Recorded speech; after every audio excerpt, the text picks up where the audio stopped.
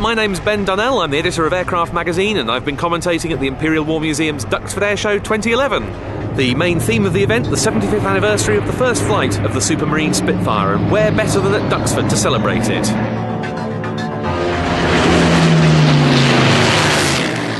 We saw 7 Spitfires in a memorable formation to close the show on both days, as well as appearances from those of the Battle of Britain Memorial Flight and the Old Flying Machine Company.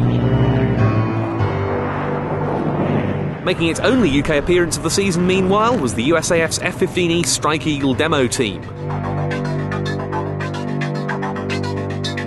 A Duxford debutante from the Royal Norwegian Air Force Historical Squadron, a very attractive pair of de Havilland Vampires.